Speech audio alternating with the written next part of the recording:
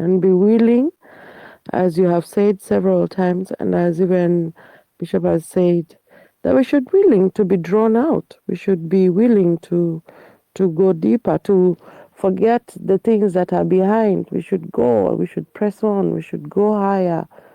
Yeah, but by also putting to practice some of these things that somebody is hearing, can go and put to practice and just challenge, let it become a truth that is personal, and not by virtue of what Salim has said, but you can also have your own relationship, your own encounters, your own experiences, your own testimony out of this path, because that's what distinguishes, that's what transformed when it transforms when we have our own encounter. So I'll not say anything further to that.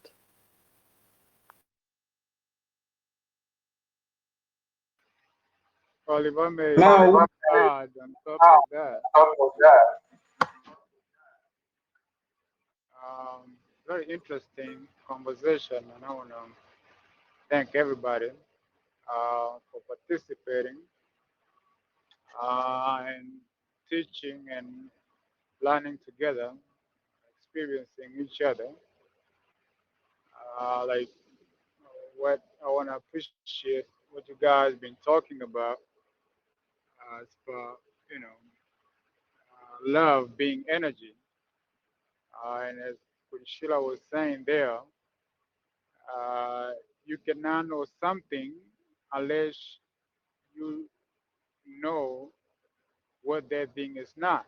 So again, through our journeys, we have experienced what we have experienced that we know that is not it. So in order for us to experience love, it was necessary for us to experience the flip side of it.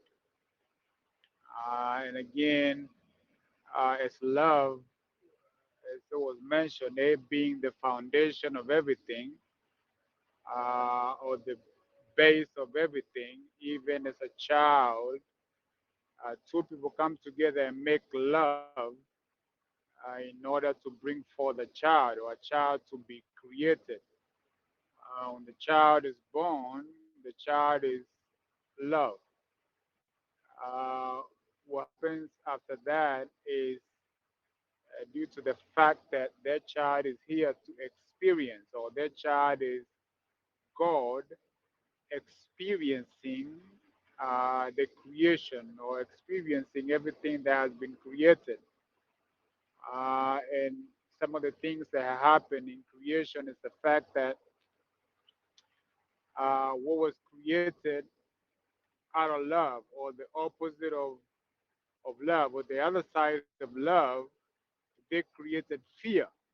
So what would happen is, as soon as the child is born, the child is loved. So humans, what they do is create or teach the child fear or what to be afraid of.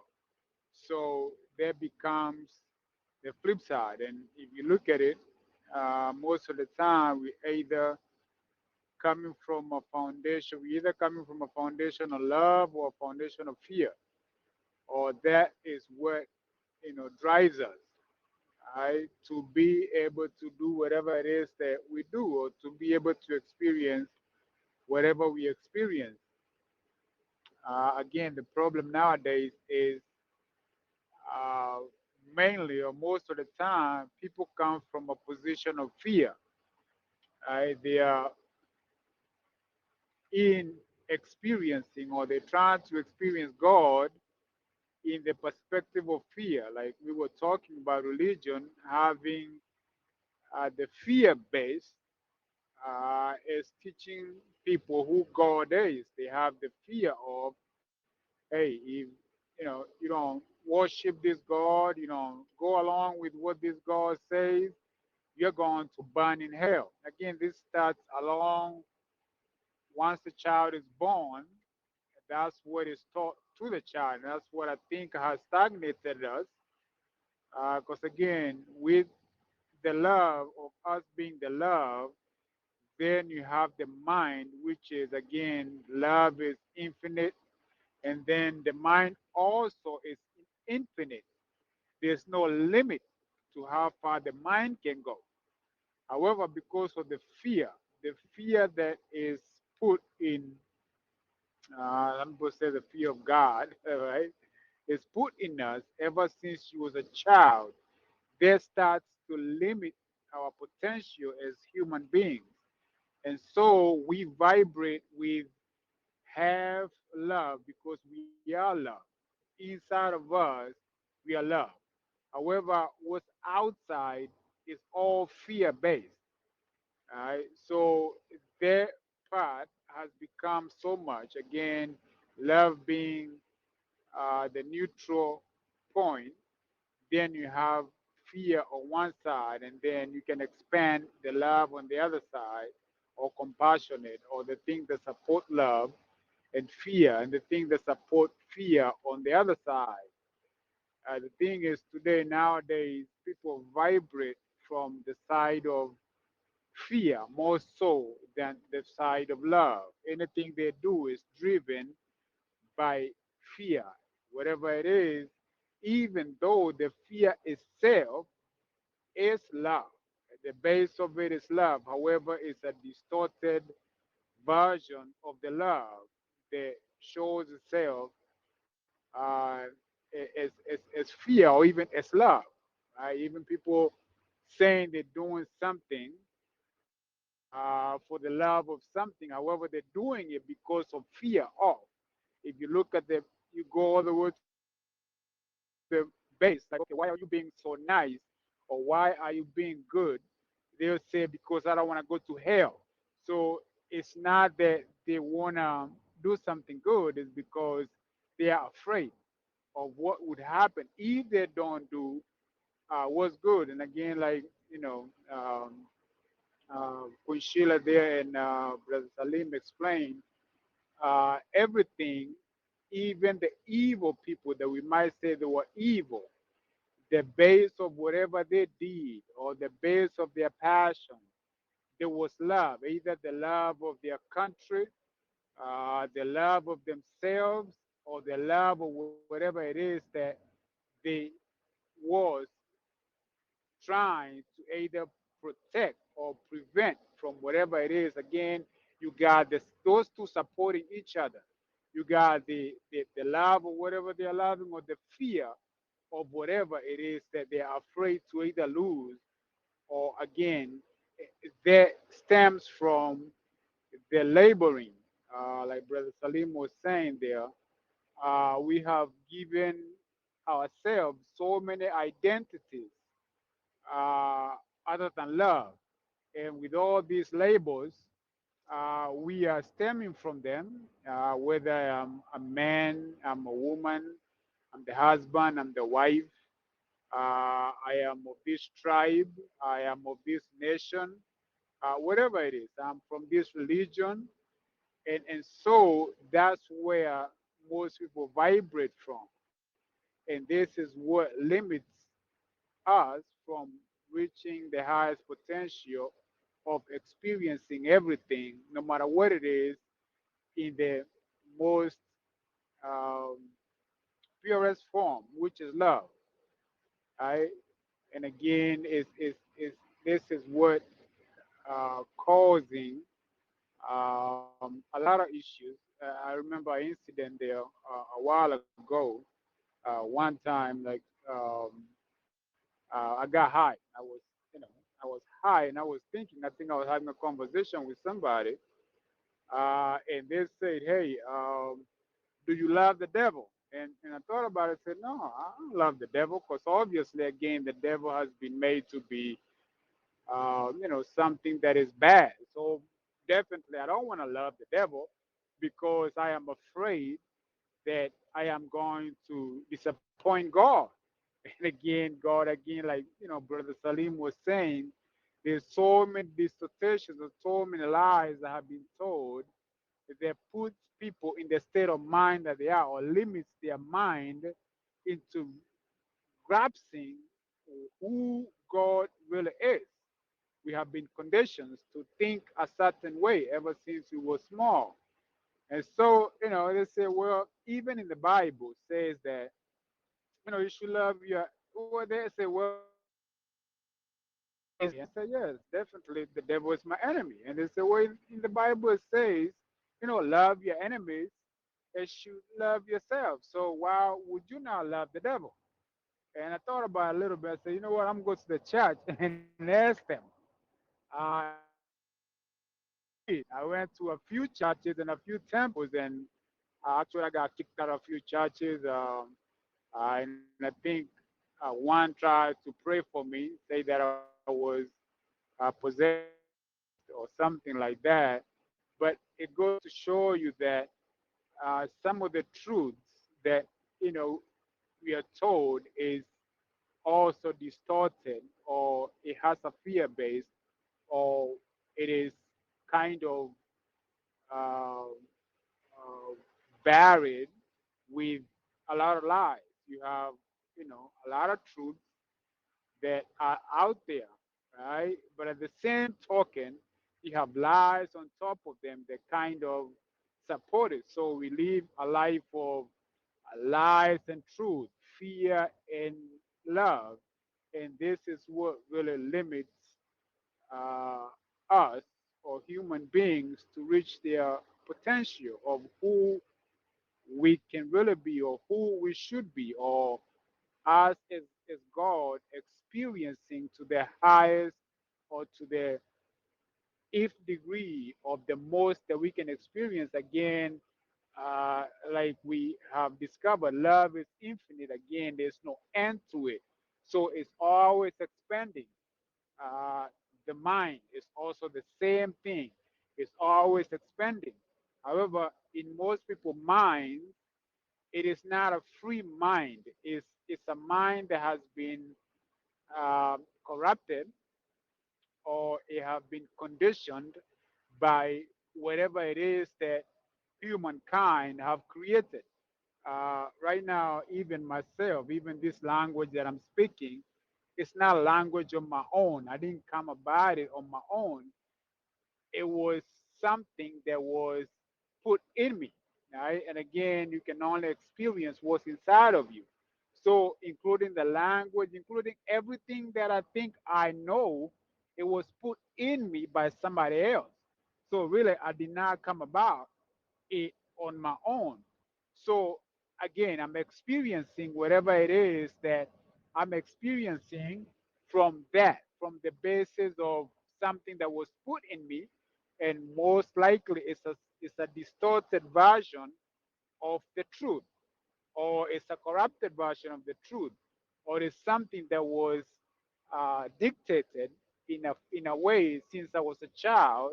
In a sense, I never really discovered the full potential. And again, most of the things that are in our mind are limitations of what we can be or what we should be, because again, it's something that is conditioned to be there. And most of the time, it's again, it have a fear base to it, a love and a fear side to it. Most of the time, you find that the lies are fear based, and that's what limits somebody from exploring their full potential, the full potential of the truth, because obviously you have the fear side of it nagging you and saying, no, you should not do that, or that's blasphemy, or that's ego, or you should not think that way, or you should be afraid of God,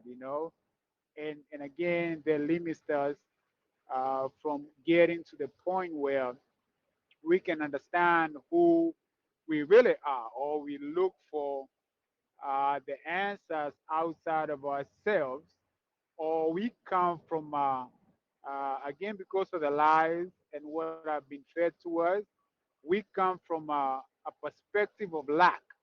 Even in prayer, it's like we are praying for, like Brother Salim said, who are we praying to, or what are we praying for?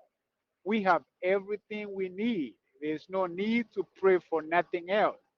And for me to answer the brother, the only way, and again, As the brother Salim answered their question and said, you get to a point that you don't need to pray or you don't need to ask. Because in essence, if you are asking, you are implying that you are lacking. And in your highest form or in actuality, you don't need nothing. Everything has been provided for you.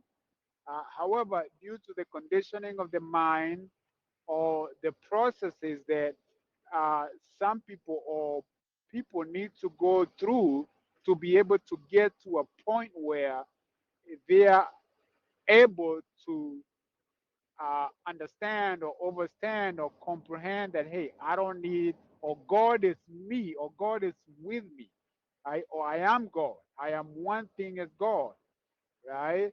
So, what I would say, or what I have learned, or my process is always having or saying a prayer of thanksgiving instead of asking as if I'm lacking.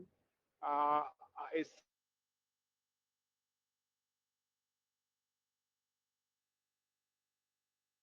I know it is going to come to me. Whatever it is that I need, it's always going to come to me.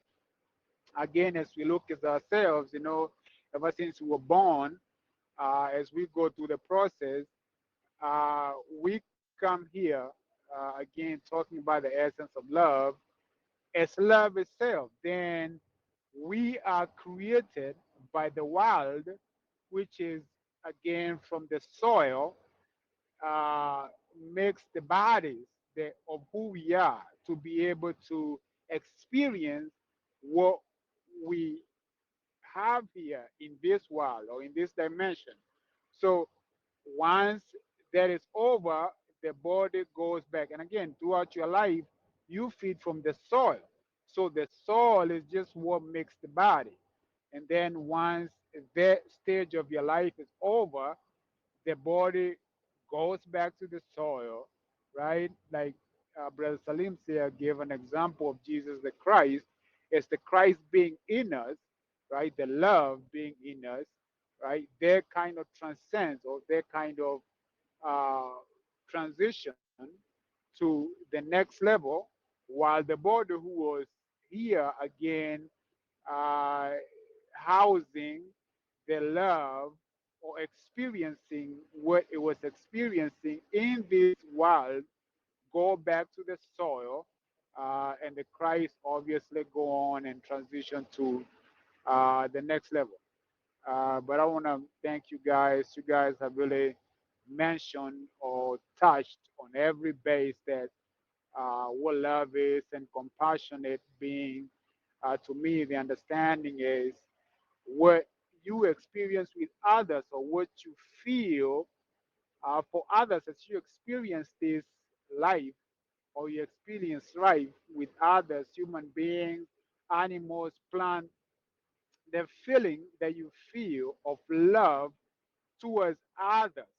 That's the compassionate, the that's my understanding of what being compassionate is.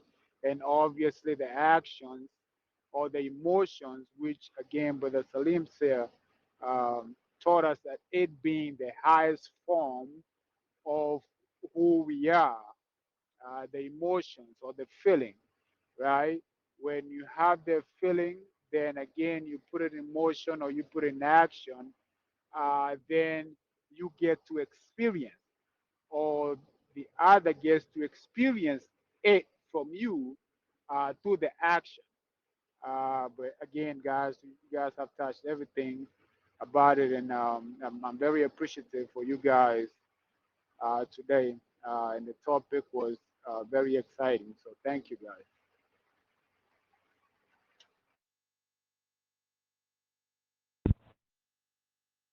Yeah, okay.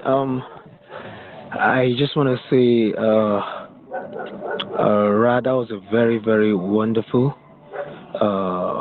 dimension you came from, talking about the fact that we've been trained and wired from childhood to fear, to either functioning between fear or love. And I think that was really, really profound. And Dr. Sheila, there's a statement you usually make, and I think is one thing that is going to help a lot of us who are coming newly into this thing. You said you always use the word that it's a journey. It's a journey. It's a journey. And actually, it's a journey. And when you're traveling, you realize that things are unfolding as you keep going. Things are unfolding as you keep going. And there are things we may not understand now that with time it will make sense or we'll begin to understand it. And there are some things Bro Selim will say that will look out there, very far reaching, but at the same time, I need us to understand that he is talking from the perspective of God, not from the perspective of man. And when God is addressing an issue, or God is talking from a perspective of Godhood, you should understand that definitely it will not fit into our human construct or our native construct. It will not, it will literally shatter it. It will shatter it. So I just feel that that encouragement from Dr. Sheila is really profound. We should all understand that this is a journey. We're on a journey and we're journeying into God. And He is infinite. And I don't think this journey has an ending. We'll keep journeying and basking and discovering wonderful things, having beautiful experiences. It's just an adventure, and the adventure has no ending. So, thank you very much, Dr. Sheila. Thank you very much, Brother Ra. That was awesome. That was powerful. Thank you.